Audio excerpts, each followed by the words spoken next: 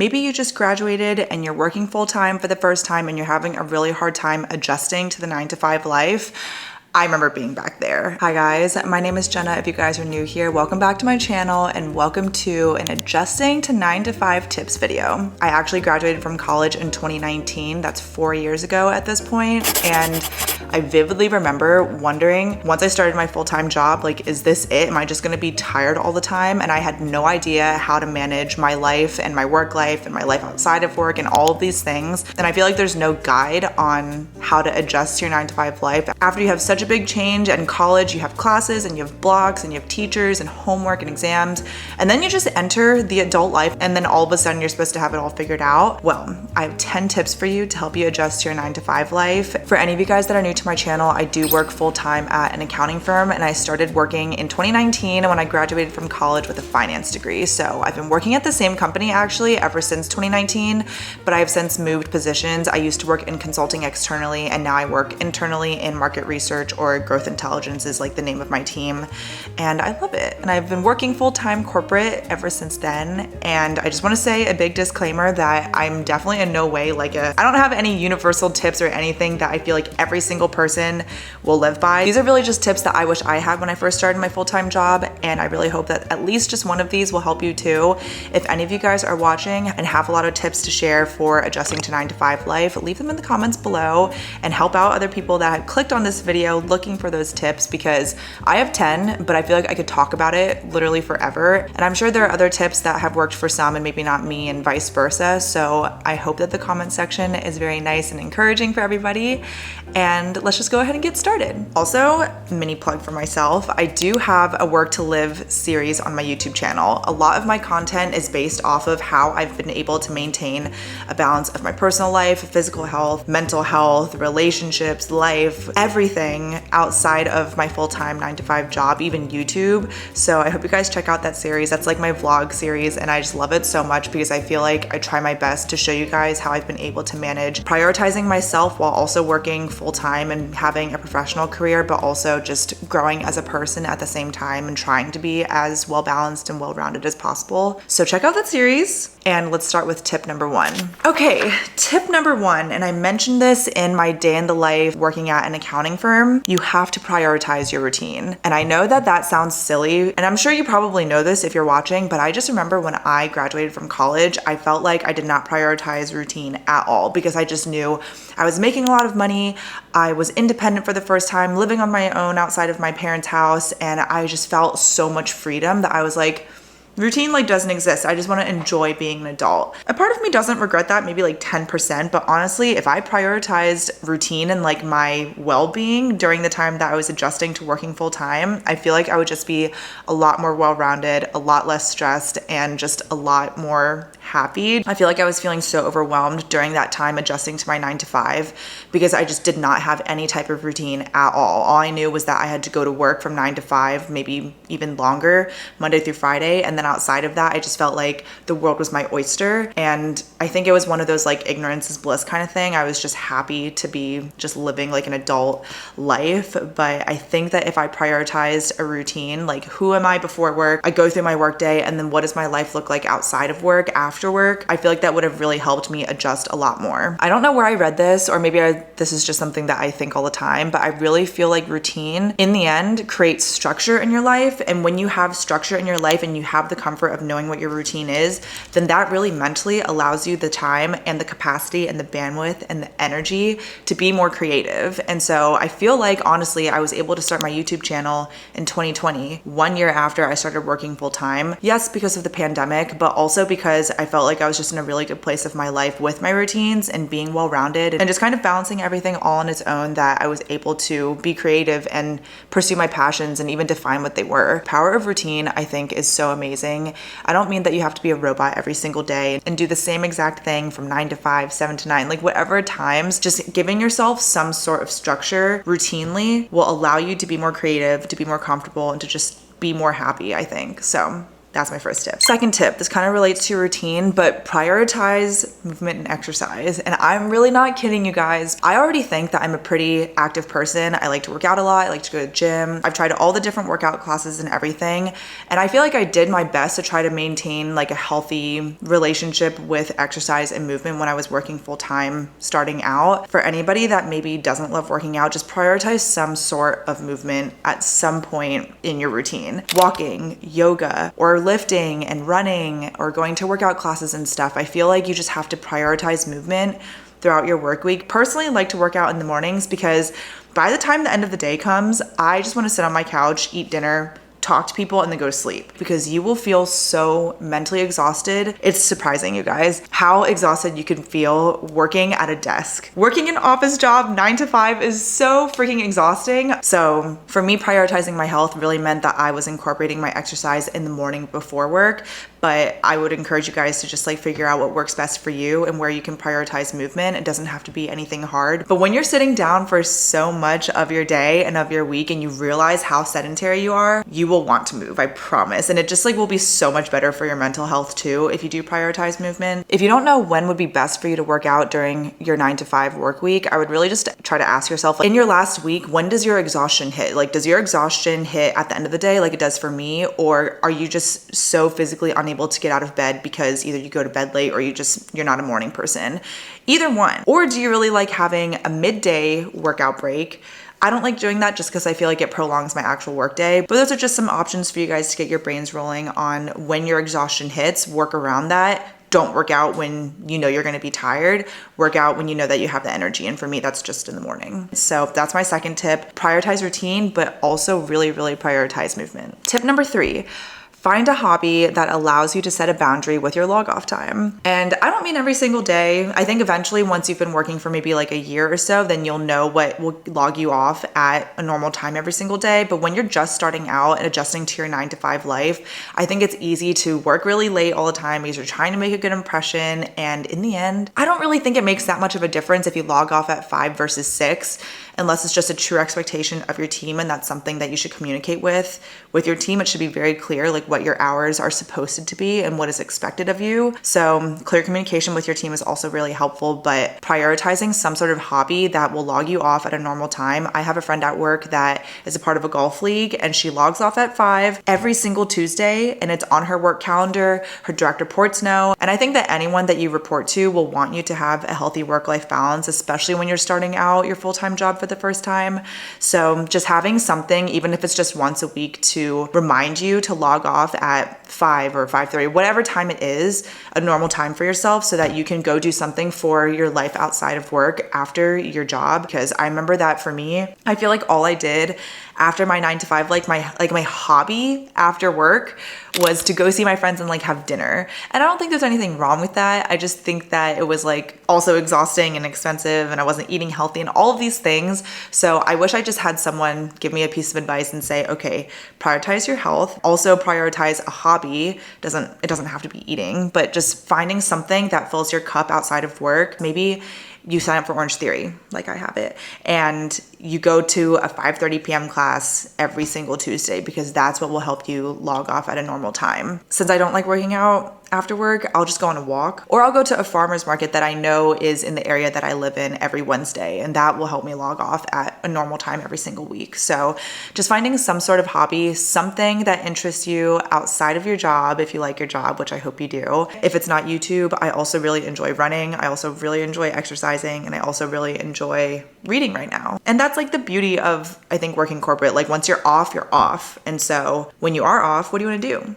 And like, what skills do you want to learn, or in what ways do you want to grow, or what's something that you want to try? Maybe it's pottery. Like, I feel like it sounds silly to be like, find a hobby, but also I think that something that I really try to live by is knowing that my 9 to 5 is really just a means for my life. It's not an end. It's really just a means. My 9 to 5 just gives me money every 2 weeks, and it allows me to work on myself or pursue my passions, and allows me to live a life that I would like to live because of the money that I'm making every 2 weeks. So that's how I like to see it. And I feel like that's really encouraged me to figure out what hobbies I do like. Part of life is knowing and finding what your passions are. I know everyone has a passion out there, and I feel like if your 9 to 5 allows you to find out what that is and for you to pursue it or take action in it, then I just feel like that's like an amazing part of having a job in the first place. So yeah, that's tip number 3, find a hobby. Tip number 4, know your PTO policy and plan your PTO for the year.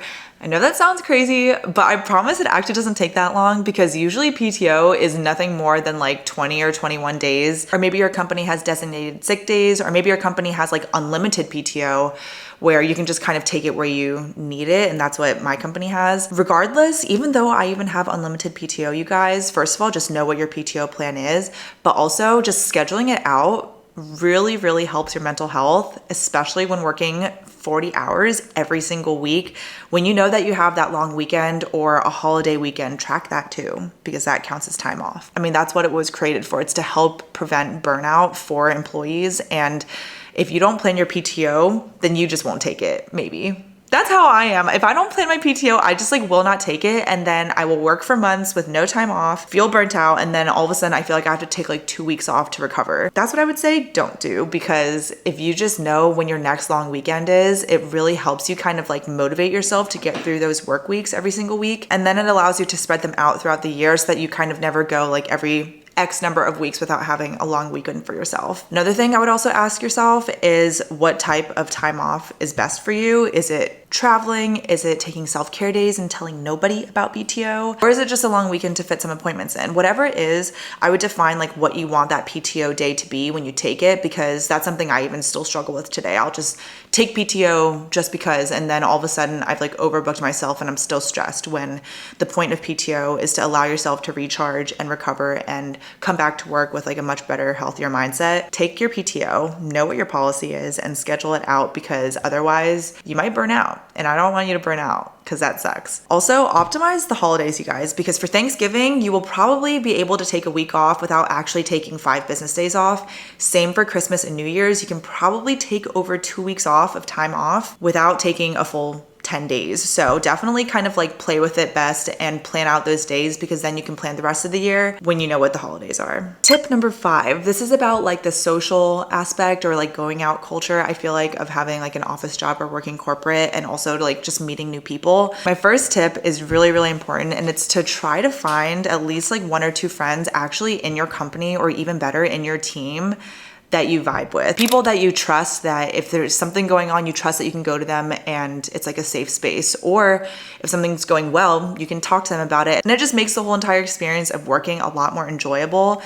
And you never know. I feel like some of my closest friends that I've made have been through work, which is like so weird and like odd. It goes to show that like you can really make actual genuine personal friends through your workplace, and then eventually they won't be like a workplace friend, they'll just be an actual personal friend, which is really cool. But also find friends and put yourself in environments to meet new people, especially if you're someone that moved to a new city to start your full-time job and you don't know anyone. How else are you expecting to make friends if you don't put yourself in environments to meet new people? So join a gym membership or a workout membership like Orange Theory or Solid Core, or anything really. Start going to yoga classes, join a run club. I feel like exercise is just the first thing that I think of because that's what I like the most, but there's also like art classes you can take. I bet like where you live in your community has events that you just don't know of, and I would just encourage you to say yes to more things as you adjust to your 9-to-5 life, because meeting new people and making new friends, I feel like helps you to really enjoy your adult life. You don't really feel as isolated as you were unexpectedly feeling. I feel like when you start your full-time job and you work and then you're tired, you realize almost how like isolating it can be to work an office job. So I would really encourage you to say yes to more things and just allow yourself to make new friends outside of your job. The workplace friends are really important, but friends outside of work are also just as important. I feel like you'll just feel a lot more fulfilled that way. If meeting new friends only happens during those like work happy hours, I feel like that's a good starting point, but I would just encourage you to like be smart when you go to those work happy hours. If you're someone that drinks alcohol, just drink responsibly and just know that you're still kind of in a semi-work environment. Yeah, I feel like that's all I have to say about that. Just be smart. Going to the work happy hours, it's a good way to meet people at your company outside of work hours, but then I would encourage you to kind of just like go away from the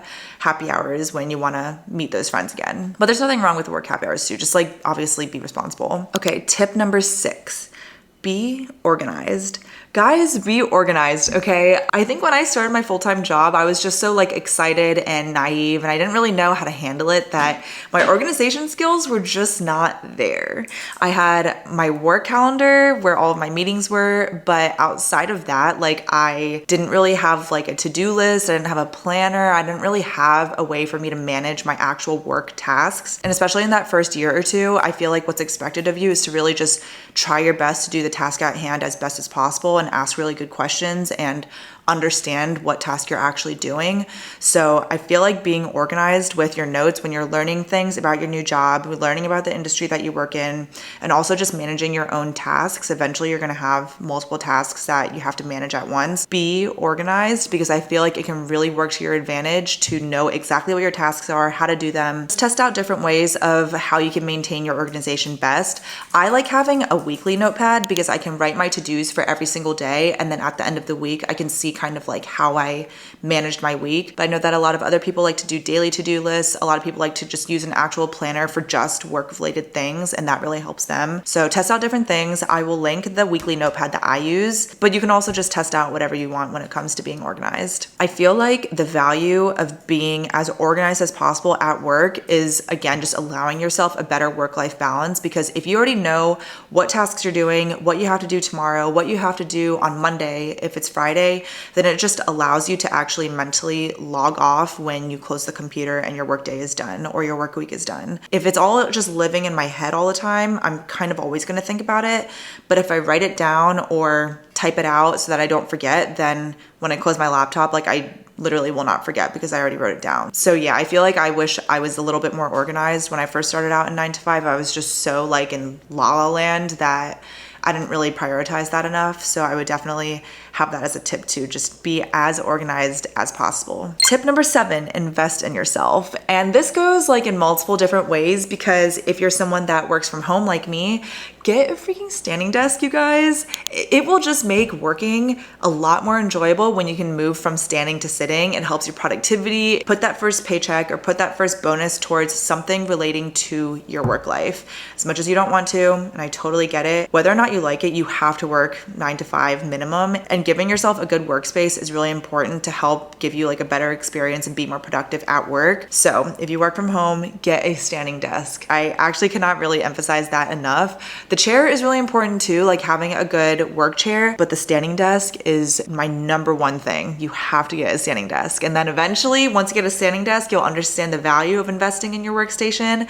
and then you'll get a good chair, and then you'll get a good monitor, a good mouse. And I have a whole work from home setup video for you guys if you're interested. But if you're someone that goes to the office, then ways that you can invest in yourself is treating yourself to a really nice work backpack or a work tote, something that will get you excited to use it so that you can be excited to work a little bit more than if you didn't have that thing. If you have a 9 to 5 job and you have a typical bi-weekly paycheck, allocate a certain amount if you have to budget it, and really save up to have something to invest in your work life, because it will genuinely make working so much more enjoyable, more than you think. I promise. Find yourself a favorite work outfit. And then if you're someone that has like a cube, like actually decorate your cube. Go to Home Goods, get some fake plants, get some like a salt lamp. That's what I have at my cube. Print out some pictures. Like there's nothing wrong with that. And if you hotel, just keep some pictures or something in your backpack, or like a fake plant or something that won't be too clunky, but just something that will give you like a little bit more of like a personalized space. That also really helps with working at an office. And really just think about different ways that you can invest in yourself during your 9 to 5 life. Tip number 8, and this is something that will help you get through the actual like times of 9 to 5. Give yourself time blocks and find your favorite playlists or videos, because when you hit that wall, whether it's mid-morning, mid-afternoon, right after lunch, and you realize you have 4 hours left to still work, I would say my maximum time block is usually like an hour and a half to 2 hours. But in the beginning, just start off with 1 hour. Work for 60 minutes straight.